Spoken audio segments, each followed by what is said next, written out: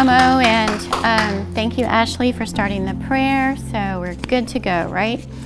I do have to say ahead of time, following yours, both Pompa and I did have a little bit of rough, not as rough as you, I think, but childhood. I was the oldest of 6, many stepbrothers and stepsisters.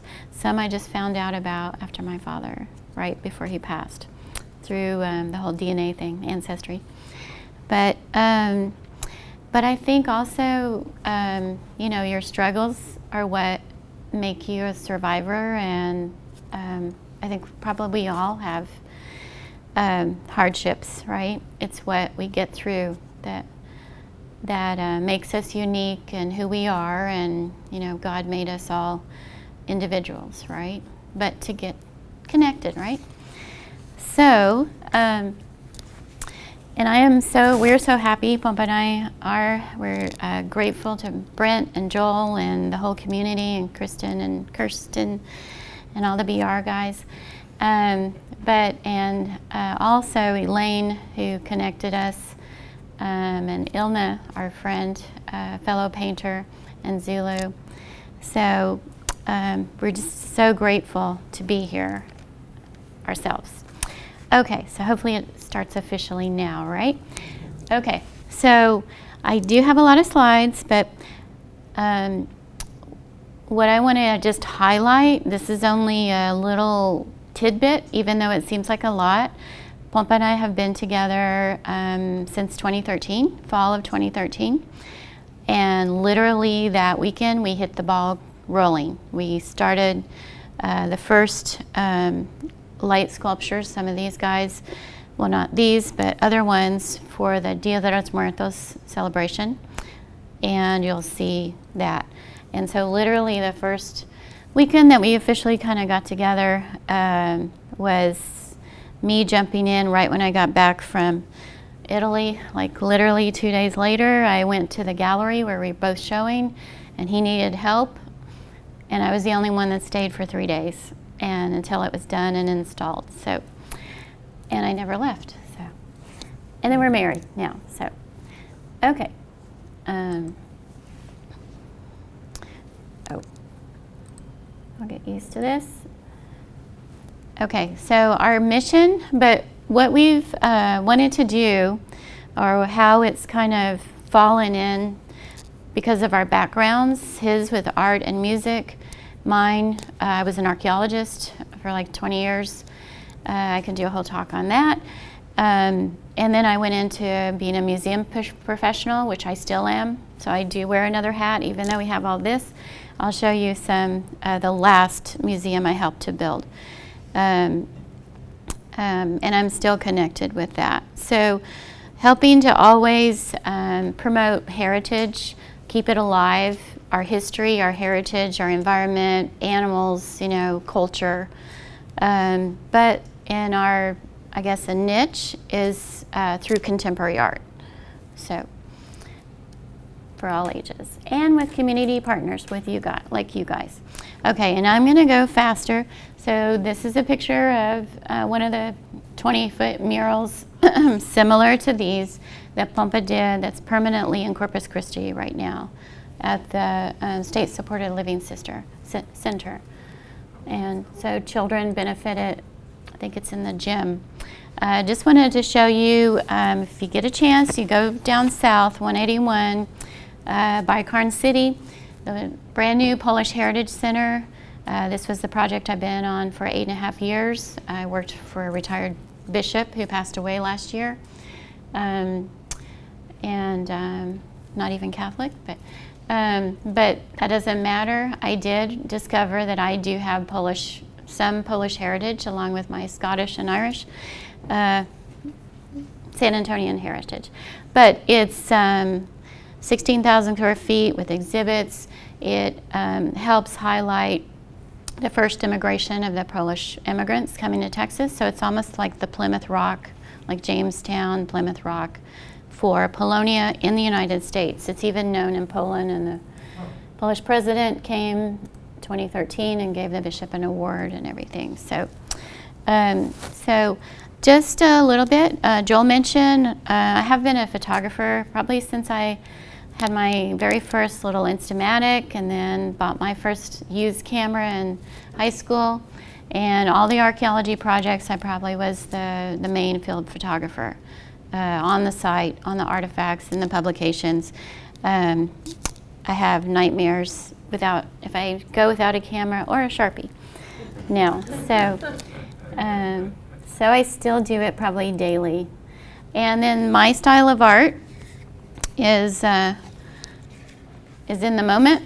I did have an awakening also, and when I was going through separation and then divorce, I literally shot up 12 o'clock at night. I was reading my daughter to bed, and I went to sleep, fell asleep in her room, and yeah, it was just like I said, awareness, awakening, and then I just started doing this crazy art. I do like Picasso, of course, but I always carried a Sharpie in my pocket on field bags, so that was like my main medium tool. It's my most comfortable.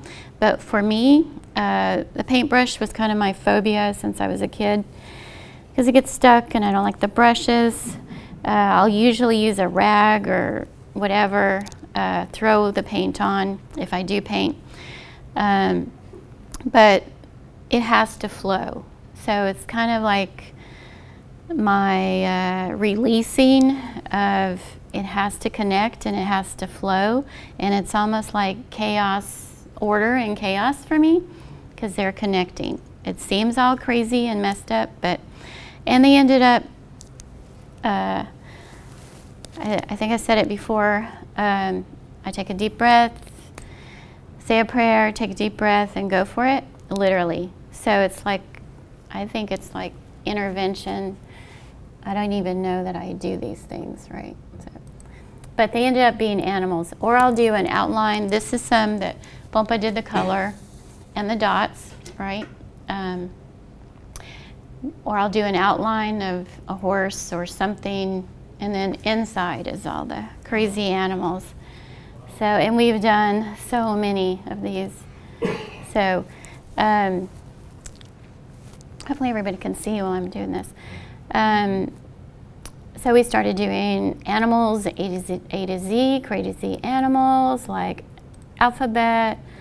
We've done plexiglass jellyfish chandeliers, starfish restaurant while it was still open, and then we got them back after they closed. So we do sell them. And these were some of the abstracts that Pompa had done for Luminaria in 2013 before we got together. And they're kind of composites. That was in La Villita, Historic Arts Village. And then 2013, last year they celebrated their 10th year anniversary. It started in La Villita, end of October, November.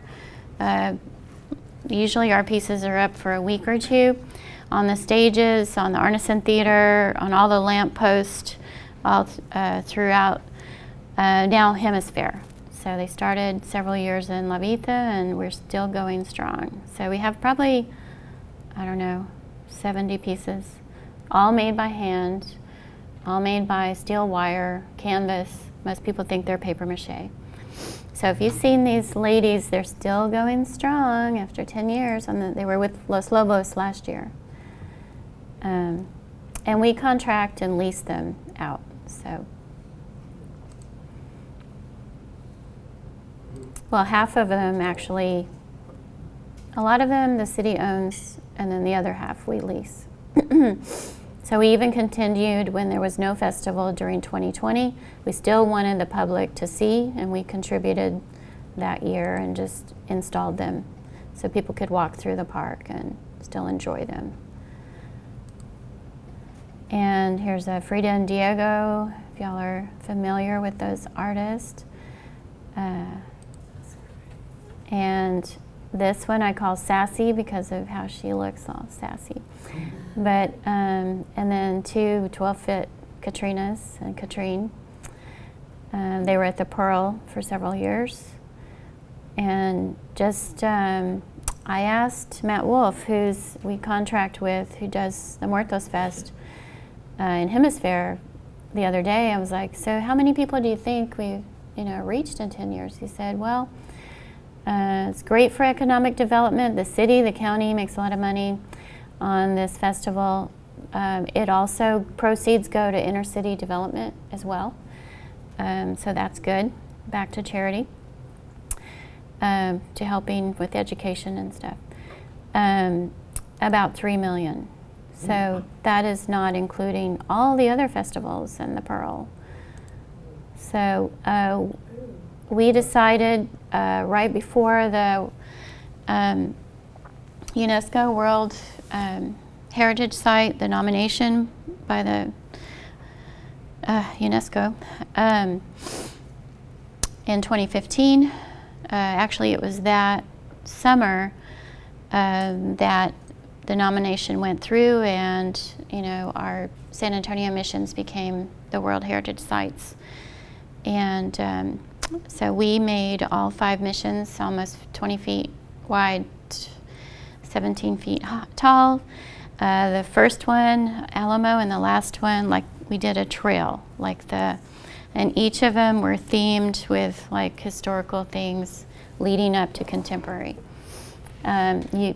We made them with arches, so you could ride your bike through it to enter the festival, basically. And they were set up along Jones Street in front of San Antonio Museum of Art. That year it flooded. We were the only things on the street that survived that could be installed. These things could get wet, except for hail. They can get hail damage, and they'd have. They did a take 2 that year in 2016, and this is in front of the Tobin Center. We've taken them and set up, and they're like giant Legos, basically. We took them to King William Fair. We had about 2 blocks of sculptures in the parade a couple of years. Very crazy. Our Alamo also went up. I don't know if you've guys been to the Restored by Light that the City Historic Preservation does. We set it up there. I think there are about 3,000 people there. Several years, 2017 to 2019, for the San Antonio Public Library Foundation, we set up at their Katrina Ball, their annual fundraiser, all through the library, and even the Mariachi Katrinas in the gallery were there too. So just making it fun for people to enjoy, and mainly working with nonprofits. Okay. This was a little bit difficult. Our baby Alamo, we had to hoist it on top of the helipad for the launch of the San Antonio's 300. Because the Bowie Street garage, it wouldn't take the U-Haul, but it especially wouldn't take even the truck with these big pieces. So we had to go to the next level and get ropes and literally hoist it up. We've worked with the National Park Service, Archaeology Day for kids, doing hands-on, make a mission design. We've worked with Bat Conservation and International in Bracken Cave. We did a whole exhibit that helped, the proceeds went to help save the bats and their habitat, and we did art. And the art is sold and was donated to the San Antonio Zoo, which it's permanently there. Probably need to go check on it. Has probably bird droppings and vulture droppings now. And then Pompa and I donated our bat murals. So we did those together. There's hundreds of Momos inside there. And then we both did a art and a 15-foot double-sided blacklight mural that honors the the bat's habitat, South and Central Texas. And it has thousands of Momos in it. Then we decided to do in 2016, gearing up for the 300th of San Antonio's history, to do a traveling exhibition of sculptures, photography, paintings, coloring books, and it traveled to many different places. but mainly we wanted to get it to like the public, free to the public. So the San Antonio Public Library Gallery, and it lasted several months at each place. Here's just some highlights. We took it back further than 300th, and I did South Texas rock art, a big 7-foot piece I did. That's, and then stylized rock art, honoring South Texas rock art, rock shelters, and thousands of years. And that's kind of a Jackson Pollock style. And then, yeah, taking it through exploration and the Spanish. That one with the ships sold to A&M, as did these pieces are at A&M now permanently. They're 3D pieces, like shaped like the missions, and then he painted them, and I did Momos all through them, like all the animals on top of the missions. So they're hanging in the STEMS building, the Science Technology building at A&M now, San Antonio. This one's on loan right now. It's a huge Alamo that Pompa did. It's at the San Antonio Education Partnership, Cafe College, I can't remember, downtown, in their offices and conferences. Just some more examples of promoting San Antonio landmarks. These are my black and white missions, and they're on display also at San Antonio Area Education Foundation. Did several years of Photo Septiembre as well in San Antonio, which takes place every September, which this would be a great place to do that. We have to apply July. And at UNAM San Antonio, the university, it's been there over 70 years in Hemisphere. And we did another traveling exhibit there. It also went to the Carver, the Plaza Club, Santico's Bijou. Here the pieces are in the lobby of the STEMS building. We took it even to, we were delegates with the Navarro family, with Friends of Casa Navarro, State Historic and National Landmark. It's downtown San Antonio, and I used to be the site director through the renovations for that. So we took art to the mayor in Bastia, Corsica. And then while 2018 300th was here, it was also happening in New Orleans that year. We just so happened to get this presentation, but condensed version, with the San Antonio archaeologists and historians and the state, and took it to the National Symposium in New Orleans. So, and then we were part of the Public Archaeology Day too at the Jazz Museum. Our coloring books, I should have been passing those around, but y'all can come to the gallery and even purchase them. So our latest ones are the helping to promote amazing San Antonio landmarks. And we always say, whoever buys it, you can make copies of it and share it with teachers or whatever. And then we also, in this one, have some of our characters too, the local legends that are nice. And Pompa did Crazy Maze book. And then we've done ABC Texas Coloring Book. And I know I'm way over time. So we did a Take Two at UTSA, another gallery exhibit. So I'll go really fast through these. San Antonio Art League, we were a juried invitational exhibition, but instead of inside, we did the whole garden outside with 10 sculptures. So, and I got to do, so these are Pompa's, which is cool, earth, wind, fire, water, and they're steel, recycled metal. And these are crazy Momos all over these pieces. And mine is like a tree. And then he built, if anybody's a Chevy fan, especially a 57, he did a Chevy Lowrider San Antonio themed, and this was our photo shoot inside the convention center, along with our heart that is outside that you can see. And it's gone several places. Brooks had it at their fiesta, Chanclas y Cerveza, and we were honored to be part of the Routes to Americas 2022 for the city and the International Airport Conference when it came last year at the Whitty, and so was the Heart. And I did live painting, or live momos. 3 years our guys have been at the Rock and Roll Marathon. So, and then we have at the Chamber of Commerce a mural downtown, and there's a teeny tiny little Momo kitty driving the boat. But it's at the corner of Alamo and Commerce. And then here's our coloring books, like I talked about. And inside, well, Pompa's Mazes, he's colorized them, some traditional, some Fiesta colors. He has 2 different versions. So the idea is to take them to as many gift shops that we are highlighting, including all the museums. But then also these designs can be products on demand, can be blown up on buildings, can be a wall. We have playing cards, it can be coffee mugs, whatever. So it's unended to help. And then Casa Navarro used it for their banner for their float in the King William Parade.